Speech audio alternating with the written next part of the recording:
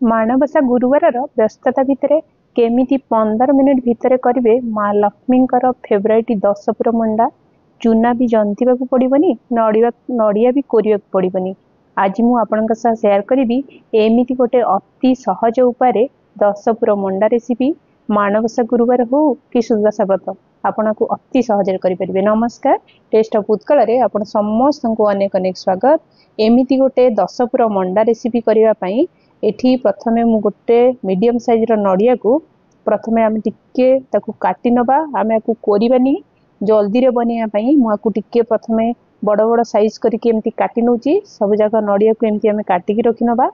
सब जाक नड़िया एबे एठी देखंतु मु केमिति टिके मीडियम साइज रो करके काटी नेची। आपण आउ टिके छोटो कि बड़ चाहिले भी करि परिबे, जेहेतु आम आकु ग्राइंडिंग करबा। मु आकु टिके मीडियम साइज रो करची। एबे सब जाक मुझे गोटे बाउल को बाहर कर नउची। एबे गोटे मिक्सचर जार रे आमे सब जाक नड़िया को दे दबा। एठी आमे 10 पुर मंडा बनउचो माने आमे 10टा वेराइटी रो पुर नबा। सेथि पई नड़िया सहित मु टिके गुड़ नेची, आउ टिके घर तयारी छेना एठी मु नेची, आउ किछिटा अदा को एंती काटिक नेची, आउ टिके लवंग, आउ गोटे बड़ गुजराती की मु एंती टिके छोटो छोटो को तार मंजीटा बाहर करके चोपाटा को बाहर करी रखिची, जेहेतु ये बहुत हार्ड हे जिवो। आउ छोटो गुजराती किछि नेची, आउ किछिटा गोलमरिच आउ राशि मु एठी नेची, आउ खाइबा कर्पूर टिके एठी मु नेची, आउ टिके तेजपत्र जेहेतु हमर 10टा पूरा हे गलानी। तेजपत्र चाहिए ऐड करि परिबे, नै तो स्किप करि परिबे। एबे आकु सब हमें साइड करिबा। आउ मिक्सचर ग्राइंडर रे एथरु किछिटा पूरा हमें इथिरे ऐड करनबा।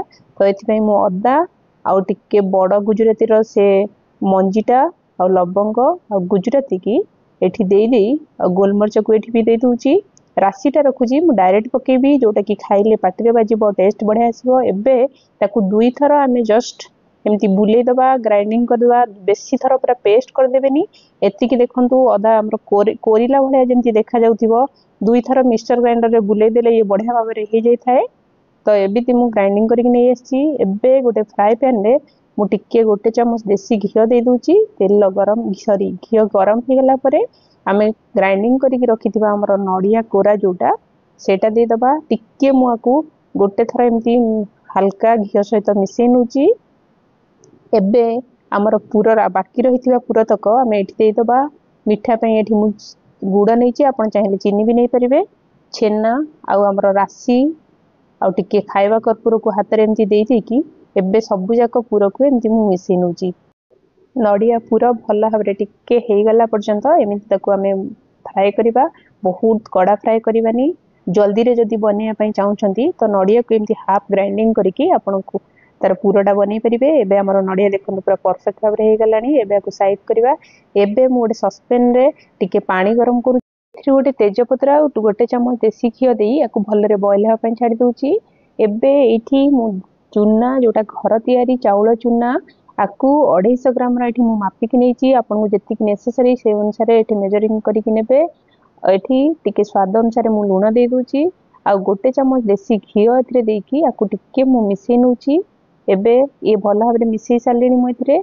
आमे जो गरम पानी बसै थिले ये भल भाबरे बॉईल हे गला परे पूरा भल रे कड़मड़ हे फुटी गला परे एबे हमर पानी की आमे ई चाउल चूना ऊपर टिके टिके देके एमती ऐड करबा। एका थरे जमा भी देबेनी चाउल चूना, नहले बहुत कादुआ हे जिवो कि अधिक बेसी कम हे जिवो कि अधिक हे जिवो। तेनु जेतिकी नेसेसरी एथिरे टिके टिके करिकी मु एठी देकी गोटे चामच, जेहेतु ये गरम अछि तेनु मु एठी चामच साहाय्य रे करूची। मिसै साला परे एबे टिके चेक करनबा। एबे हाथ रे टिके जेतिकी गरम अछि एबे हाथ रे चकडिया पई हेई परिबो। तो चेक करनेला परे एबे एमती हाथ द्वारा आकु टिके भल भाबरे चकटिकी गोटे स्मूथ डो एठी आमे प्रस्तुत करनबा। आपण अति सहज उपाय जदि केबे बनिया पई चाहुचंती तो एमिति उपाय बहुत जल्दी जल्दी रे आपण आकु 10 पुरा मंडा बनी परिबे। देखंतु मु एते केते सहज रे ये पूरा चकटी जाउची, केते स्मूथ डो बनी के रेडी हे गला। एबे गोटे गोटे करिकी अटार गोळा टाइप रो एमदी गोटे गोटे करिकी गोळा आमे एठी बनै नबा। मो वीडियो आपन को पसंद आसिले प्लीज लाइक निश्चय करिवे। चैनल ले नुआ थिले सब्सक्राइब करिया को भूलिबेनी। देखंतु ये गोटे गोटे करिकी सब पूरा गोळा को मु एमती पूरा अट्टा गोळा टाइप रो करिकी बनै नेची।